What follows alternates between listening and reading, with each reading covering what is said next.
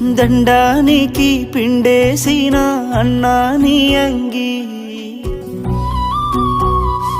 ఇంకా ఎండనే లేదురా నీ పెండ్లికి పెట్టుకున్న ఎర్రని పారాని ఇంకా పోనే లేదురా వదినమ్మ మెడలను వేసిన 3 ముళ్ళురా 3 రోజులుగాక ముందే ఉరితాడయిందిరా